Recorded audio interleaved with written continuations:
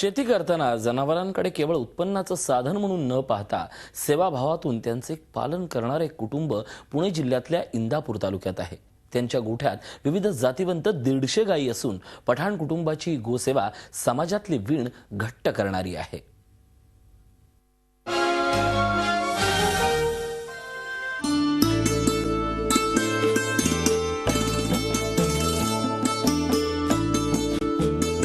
पुणे जिल्ह्याच्या इंदापूरमध्ये राहणारे माजिद पठाण यांचं कार्य अचंबित करणार आहे। बांधकाम व्यावसायिक असलेले माजिद पठाण हे लोणी देवकर इथे एक गोशाळा चालवतात। आज त्यांची तिसरी पिढी ही गोसेवा करते। माजिद पठाण यांच्या या गोसेवेची कथा मोठी रंजक आहे। माजिद यांच्या आजीला गोसेवेची आवड होती, त्यामुळे माजिद यांना आजीकडून गोसेवेचं बाळकडू मिळालं। लहानपणापासूनच शेती आणि जनावरांची आवड असल्यानं माजिद यांनी शेतीला पशुपालनाची जोड दिली। त्यासाठी त्यांनी देशी खिलार आणि गीर गायी आणल्या। आज त्यांच्या गोठ्यात देशी जातीवंत दुधाळ खिलार, गीर गायी अशा अनेक प्रकारच्या देशी गायी आहेत। आता सध्या त्यांच्या गोशाळेत 146हून अधिक देशी गायी आहेत। या गोपालनाच्या कामात माजिद यांना त्यांचे वडील रज्जाक आणि भाऊ जुबेर यांची नेहमीच मदत होते। शेतकऱ्यानं कसायला विकलेली एक गाय रज्जाक पठाण यांनी विकत घेऊन तिच्यावर योग्य उपचार केला। त्या गायीनं आतापर्यंत 8 खुंड आणि 1 कालवडीला जन्म दिलाय। त्यांच्या गोशाळेत रोज 8 ते 10 लिटर पासून ते 28 लिटर पर्यंत दूध देणाऱ्या गायी आहेत। या गायींच्या खाण्यापिण्याची पठाण कुटुंबाकडून विशेष काळजी घेतली जाते। माजिद पठाण यांच्या विविध प्रकारच्या देशी गायी असल्यानं त्यांची गोशाला पाहण्यासाठी राज्याच्या कानाकोपऱ्यातून शेतकरी येत असतात। गायीवर अपार प्रेम करणाऱ्या या मुस्लिम कुटुंबाची रासायनिक खतं आणि औषधांच्या वापरामुळे शेतीमाल विषारी बनत चाललाय आणि त्यामुळेच आज सेंद्रिय शेतीचं महत्त्व वाढलंय। मात्र गेल्या 1.5 दशकांपासून पुणे जिल्ह्यातील एक शेतकरी सेंद्रिय शेती करत त्याचा हा प्रयोग इतर शेतकऱ्यांसाठी आदर्शवत ठरलाय।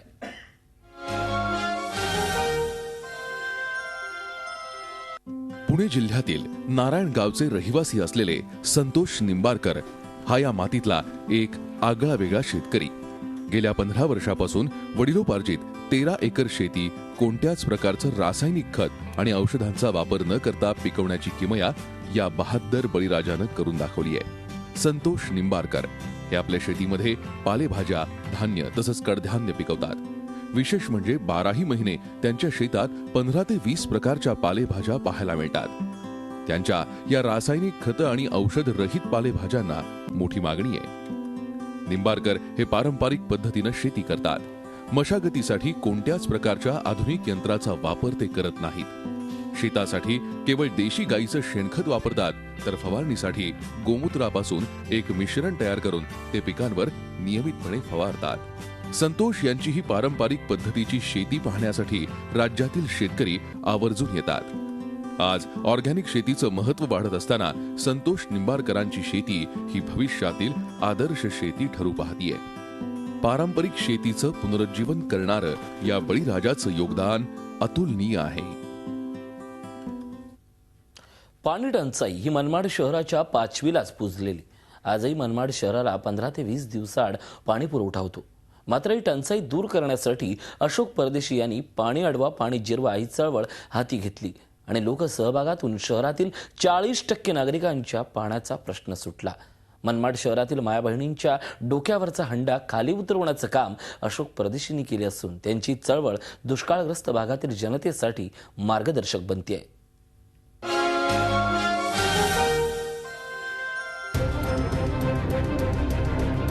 मनमाड शहरात राहणारे हे अशोक परदेशी मनमाड वासियांना आप्पा म्हणून परिचित आहेत। वयाच्या 13व्या वर्षापासून राष्ट्र सेवा दलाच्या शाखेत जात असल्यामुळे समाजसेवेविषयीची गोडी आपोआपच लागली। राष्ट्र सेवा दलाचं काम करत असताना मनमाडमधील पाणी टंचाईची झळ त्यांनाही सोसावी लागत होती। 2.5 वर्षांपूर्वी मनमाड शहरातील पाणी टंचाईची स्थिती भीषण बनली होती। शहरात तब्बल 2 महिन्यातून एकदा पाणी पुरवठा केला जात होता। शहरातील माय बहिणींना पाण्यासाठी भटकंती करावी लागत होती। स्थानिक लोकप्रतिनिधींना मात्र त्याचं सोयरसुतक नव्हतं। मात्र संवेदनशील मनाच्या आप्पा परदेशींनी टंचाई हटवण्याचा निश्चय केला आणि त्यातूनच पाणी अडवा पाणी जिरवा अभियानाला सुरुवात झाली। त्यांनी लोकवर्गणीतून शहरातून वाहणाऱ्या रामगुळणा नदीतील गाळ काढला। पालिकेनं 10 वर्षापूर्वी 8 लाख रुपये खर्च करून बांधलेल्या कोल्हापूर पद्धतीच्या बंधाऱ्यातील गाळ काढून त्याची डागडुजी केल्यानं तो पावसाळ्यात पाण्यानं तुडुंब भरला. याच मोहिमेत नदी स्वच्छता करताना पिंपळडोह इथे जिवंत पाण्याचे झरे आढळून आले. ते पाणी बंधारा बांधून अडवण्यात त्यांना यश आलं. कुठलीही शासकीय मदत न घेता लोकसहभागातून आप्पांनी हे करून दाखवलं. एकीकडे काही दिवसांपूर्वीच प्रत्येकी 10 लाख रुपये असे 30 लाख रुपये खर्चून सरकारनं बांधलेल्या 3 बंधाऱ्यात पाण्याचा एक थेंब नाही, तर दुसरीकडे परदेशी यांच्या प्रयत्नातून बांधलेले बंधारे पाण्यानं डबडबलेत. मनमाड शहरातील 5 भागात राहणाऱ्या जनतेच्या पाण्याचा प्रश्न या बंधाऱ्यांमुळे सुटलाय. आजही मनमाड शहरात 15 ते 20 दिवसाआड पाणी पुरवठा होतो. मात्र अशोक परदेशींच्या पाणी अडवा पाणी जिरवा अभियानामुळे हे चित्र बदलण्यास मदत झाली आहे. पाण्यासारखा अत्यंत महत्वाचा प्रश्न लोकसहभागातून सोडवण्याचा प्रयत्न करणाऱ्या आप्पांचं हे कार्य लोकप्रतिनिधी आणि सरकारच्या डोळ्यात अंजन घालणार आहे. अशोक परदेशींच्या कार्यातून तरुणाईनं प्रेरणा घेतल्यास महाराष्ट्राच्या पाण्याचा प्रश्न सुटल्याशिवाय राहणार नाही. आप्पा परदेशींच्या कार्याला आमचा सलाम.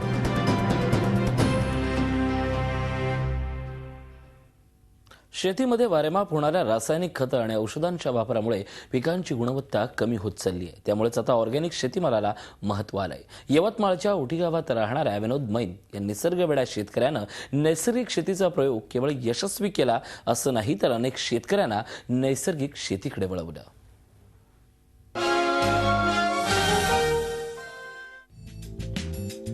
यवतमाळ जिल्ह्यातील उटी गावात राहणाऱ्या या विनोद मैंद यांनी शेतीला नवी ओळख देण्याचं काम केलंय.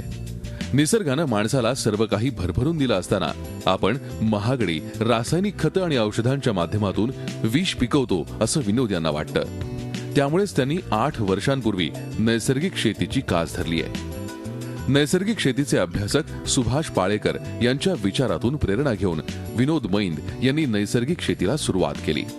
पण सुरुवातीला अनेकांनी त्यांना अक्षरशः वेड्यात काढलं. केवळ भरपूर शेती उत्पादन आणि उत्पन्न हा हेतू न ठेवता त्यांनी नैसर्गिक शेतीला प्राधान्य दिलं. या शेती पद्धतीत केवळ 10% पाणी आणि 10% विजेची आवश्यकता असते.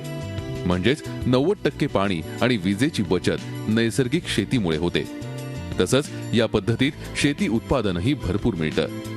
विनोद आपल्या शेतीत दशपर्णी अर्क, जीवामृत, घनजीवामृत आणि वनस्पतीजन्य अर्कांचा वापर करतात.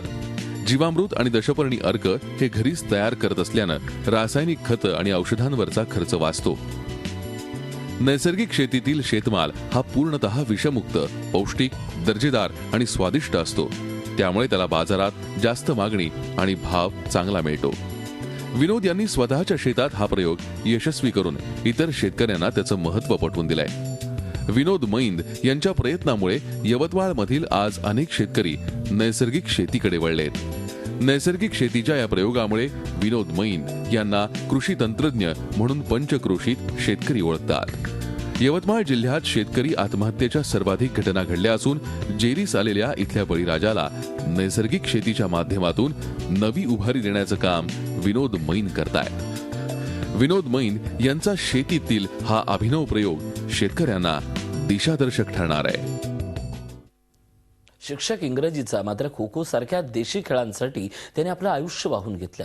पुणे जिल्ह्यातल्या आंबेगावच्या संदीप चव्हाण यांनी रांजणीसारख्या छोट्या गावातून राष्ट्रीय दर्जाच्या महिला खो खोपटू घडवल्या आहेत. त्यांची निष्ठा आणि कर्तृत्वाला सलाम करणारा हा रिपोर्ट.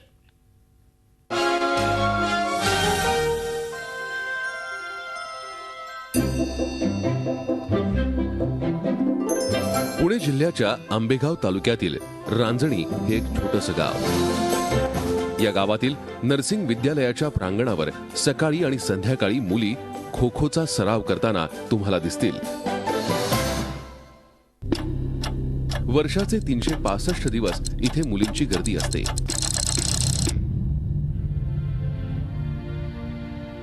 खो खोच्या सरावासाठी येणाऱ्या प्रत्येक मुलीला खेळाचे बारकावे आणि डावपेच समजून सांगण्याचं काम शिक्षक संदीप चव्हाण करतात. स्पर्श होणे आणि खो असा आवाज येईल. गेल्या 6 वर्षांपासून चव्हाण यांचा हा दिनक्रम आहे. शेतकरी कुटुंबात जन्मलेले संदीप चव्हाण हे नर्सिंग विद्यालयात इंग्रजी विषय शिकवतात.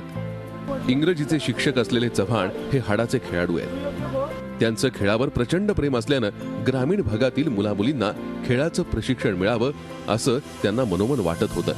अशातच शाळेला खेळाचा शिक्षक नसल्यामुळे संदीप चव्हाण यांनी स्वतःच मुलींना खो खोचं शिक्षण देण्याचं ठरवलं. आपल्याला सुट्टीच्या दिवसाचाही पगार मिळतो, मग त्या दिवशी मुलींना खो खो शिकवलं तर बिघडलं कुठे, या भावनेतून 2006 मध्ये संदीप चव्हाण यांनी नरसिंह क्रीडा मंडळाची स्थापना करून मुलींना खो खोचं निःशुल्क शिक्षण देण्यास सुरुवात केली. गेल्या 7 वर्षात संदीप चव्हाण यांच्या मार्गदर्शनाखाली 13 मुलींनी राष्ट्रीय खो खो स्पर्धेत सुवर्ण पदक मिळवलंय, तर 3 विद्यार्थिनींनी राज्य खो खो संघाचं कर्णधार पद भूषवलंय. संदीप चव्हाण यांनी घडवलेल्या मुलींनी 11 वेळा महाराष्ट्र राज्यस्तरीय खो खो स्पर्धेत प्रथम क्रमांक पटकावला असून 550 पेक्षा जास्त राज्यस्तरीय खेळाडू संदीप चव्हाण यांनी घडवलेत. कोणताही मोबदला न घेता जिद्दीनं आणि निस्वार्थ भावनेनं ते खेळाडू घडवण्याचं काम करतायत. ग्रामीण भागात खेळाविषयी असलेल्या अनास्थेच्या पार्श्वभूमीवर संदीप चव्हाण नावाचा हा जिद्दी शिक्षक खेळाडू घडवण्याचं काम करत असून त्यांच्या या कर्तव्यनिष्ठेचा आम्हाला सार्थ अभिमान आहे.